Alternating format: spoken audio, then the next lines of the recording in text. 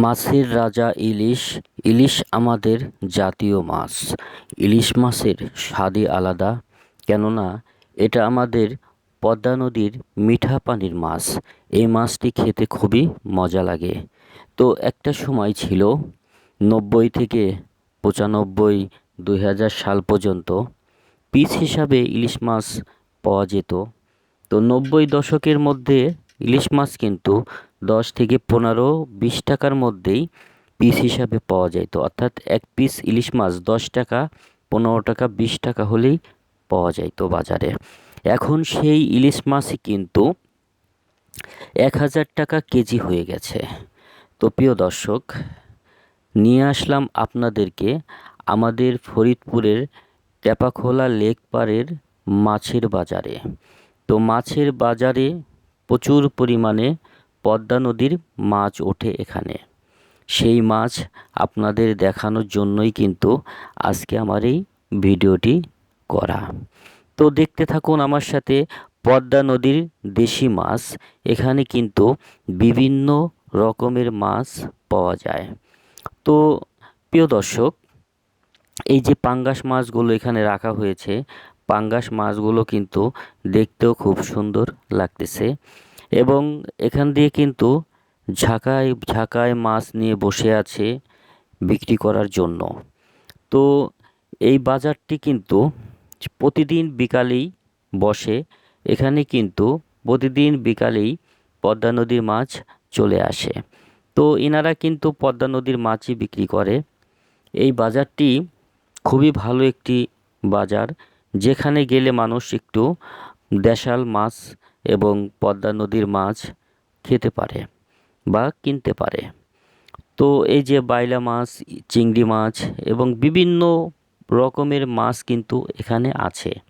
তো বাজারটা ঘুরে আমার কিন্তু খুবই ভালো লেগেছে এবং পুরো বাজারটা আমি ঘুরে দেখেছি এবং পুরো বাজারের যতগুলো মাছের দোকান আছে আমি আপনাদেরকে দেখানোর চেষ্টা করিতেছি। প্রিয় দর্শক, এই যে এখানে দেখেন ঝাঁকাই করে বসে আছে মাছের ডালি নিয়ে, বিভিন্ন প্রকারের মাছ নিয়ে বিক্রি করার জন্য। তো কাস্টমারও মোটামুটি দরদাম করিতেছে মাছ কিনবে বলে। তো এই বল মাছটা কিন্তু ভালোই লাগতেছে এবং সাথে কিন্তু আরও অন্য মাছ আছে। সব কিছু মিলে কিন্তু এই মাছের বাজারে খুবই ভালো ভালো মাছ পাওয়া যায়। তো আমাদের এই ফরিদপুরের টেপাখোলা লেকপাড়ের বাজারটি খুবই সুন্দর একটি বাজার। বিকাল হলেই যেন এখানে মাছে মাছে ভরে যায়। তো সবচেয়ে থেকে বড় জিনিস হইতেছে, যদি আপনি পদ্মা নদীর মাছ খেতে চান তাহলে কিন্তু অবশ্যই আমাদের ফরিদপুরের এই বাজারটিতে চলে আসবেন। এখানে কিন্তু বিভিন্ন রকমের মাছ পাওয়া যায়। অতএব পদ্মা নদীতে যত প্রকারের মাছ ধরে সব মাছই কিন্তু এখানে আসে এবং মাছগুলো দেখেন এই যে সাজায় রেখেছে এবং কাস্টমাররাও কিন্তু যথেষ্ট পরিমাণে কেনার জন্য ভিড় পড়তেছে ধীরে ধীরে এবং মানুষ দূর দূরান্ত থেকে কিন্তু এখানে মাছ কেনার জন্য চলে আসে। তো এই যে দেখা যাইতেছে বল মাছ এবং সাথে আরও অন্য মাছ নিয়ে এনারা বিক্রি করার উদ্দেশ্যে বসে আছে। বিভিন্ন ডালিতে বিভিন্ন রকমের মাছ সাজিয়ে রেখেছে, দেখতেও ভালো লাগতেছে এবং এই মাছগুলো কিন্তু খেতেও অনেক ভালো লাগবে। তো প্রিয় দর্শক, মাছগুলো কিন্তু আমার খুবই পছন্দ হয়েছে এবং মাছগুলো খুবই সুন্দর সুন্দর মাছ। কাস্টমারও কিন্তু দরদাম করিতেছে কেনার উদ্দেশ্যেই।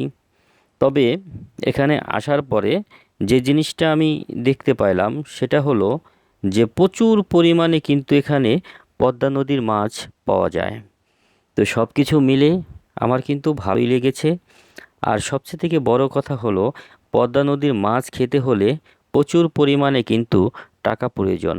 কেননা এখানে কিন্তু সরাসরি পদ্মা নদীর মাছ সেহেতু দামও তো আকাশ ছোঁয়া অবশ্যই।